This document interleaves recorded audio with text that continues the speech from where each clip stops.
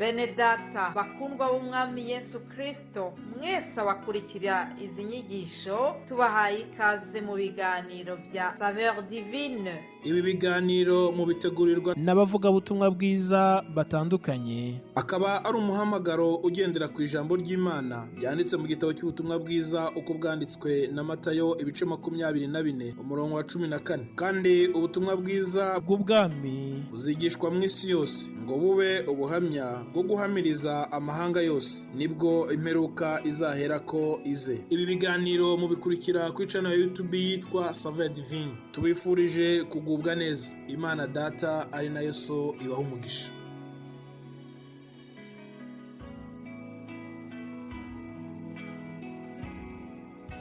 Yesu ashimwe bene data.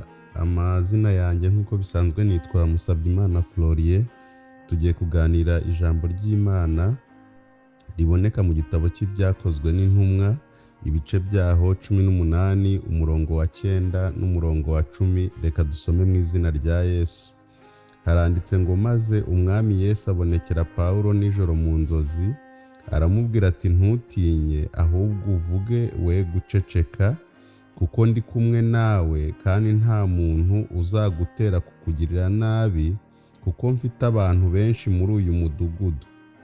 Imana yo mu ijuru ishimwe cyane. Akenshi abantu b'Imana bararwanywa, ndetse umuririmbyi we yaravuze ngo hirya no hino tugoswe n'amakuba, ngo iyo utewe n'amakuba akomeye ukibaza ko bicitse, ariko arangiza ahumuriza abantu. Na Pawulo rero yabivuzeho mu nzandiko yandikira amatorero, yaravuze ngo dukubitwa hasi umunsi ukira bakuduhora, ariko nawe asoza avuga ko nubwo dukubitwa hasi ariko tudatsindwa, ntidupfa, kubera ko gukorera Imana ni ibintu biri garanti, bifite garanti, ni ibintu Imana yamaze guha umurongo. Bibiliya iravuga ngo abo yaremye kera yaturemeye imirimo myiza muri Kristo Yesu kugira ngo tuyigenderemo. Imana yaturemeye imirimo tugenderamo, ibyo dukora ni proje y'Imana, twebwe icyo dukora ni ukwemera kuba ibikoresho by'Imana. Ahangaha rero Pawulo ajya muri iri torero ry'i Korinto, yagiyeyo afite ibyiringiro, ajyayo agamije kuvuga ubutumwa bwiza bwa Yesu Kristo, ariko agezeyo asanga iri torero ryari rifite ibibazo bitandukanye. Yari hafi kujya mu yandi matorero atandukanye, harimo itorero ryo muri Antiokiya ndetse n'izindi ngendo zitandukanye yari afite,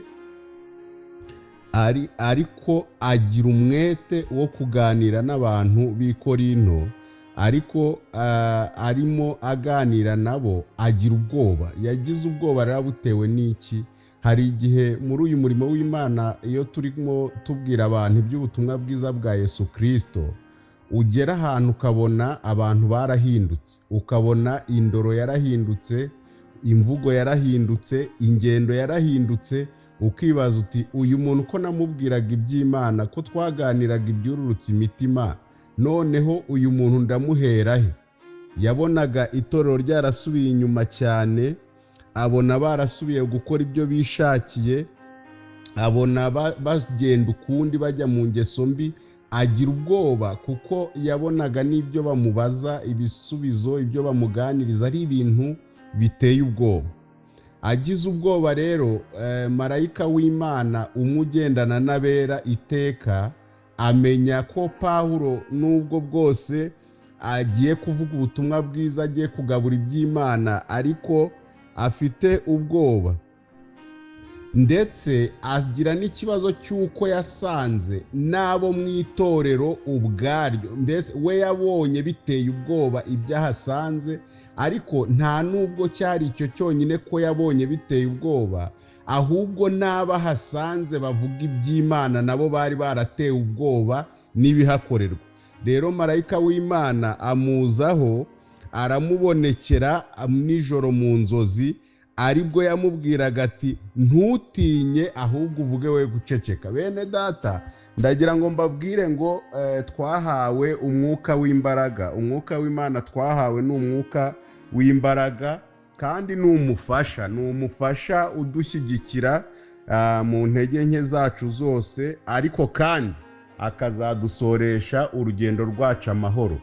Abonye rero agize ubwoba, acitse intege, abona ibintu byarahindutse, marayika w'Imana araza aramubwira ati ntutinye kandi we guceceka.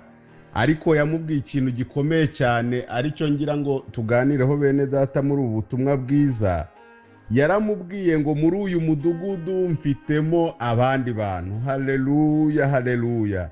Mu mudugudu w'Imana uri mu ibanga ry'Imana harimo abandi bantu b'Imana. Umugaragu w'Imana nawe ubwo yagiraga ishyaka ryo kurwanya abakora ibizira mu nzu y'Imana, yamaze kurwanira iryo shyaka baramuhiga. Eliya bamuhize agira ubwoba bwinshi arahunga. Muri uko guhunga kwe aravuga ngo abahanuzi bose bapfuye. Ni raporo yari ari guha Imana mu ihunga rye. Imana yaramusanze iramwegera iramubaza ati uko wirukanka ugenda usemeka ko mbona wabize ibyuya umeze utati, ni wowe utamenya ibyatubayeho? Burya twagize ishyaka ryinshi, baratwica baratumara, ni njye usigaye. Imana iramubwira ati haracyari 70,000 bisigaye bitarapfukamira Bayali. Aleluya. Ndagira ngo nkubwire ngo nubwo tubona isi dusoyemo ikomeye, iterambere ryazanye ibintu byinshi bibi birwanya ubushake bw'Imana, ariko ni ibyo mu minsi y'imperuka, ni ibyerekana ko isi iri ku musozo ubwayo, yenda guhirima, yenda kurangira. Ariko ndagira ngo nkubwire ngo no muri iyo minsi ubuhanuzi butwereka neza ko abera b'Imana bari maso kandi bari mu ibanga, kandi bakomeje kubera maso umurimo w'Imana. Umuririmbyi niwe waririmbye ngo abera bo mu isi, abera baryo ngo bahora bari maso, ngo babwira umwami ibyaryo ngo azarirengere. Iryo ni itorero ry'Imana, iryo Kristo yapfiriye, iryo umwami wacu yaviriye amaraso ku musaraba. Ndagira ngo nkubwire ngo kuri uyu murongo wa 10 marayika w'Imana yabwiye Pawulo, aramubwira ati ndi kumwe nawe kandi nta muntu uzagutera kukugirira nabi, kuko mfite abantu benshi muri uyu mudugudu. Imana ishimwe cyane. Ndagira ngo nkubwire ngo mwene data, nubwo utewe kandi ugoswe n'amakuba akomeye, ndagira ngo nkubwire ngo wicika intege, wigira ubwoba. Muri uyu murimo haracyarimo abantu b'Imana bazajya bagenda badufata amaboko, tugakomeza urugendo, tukagenda dukomezanya.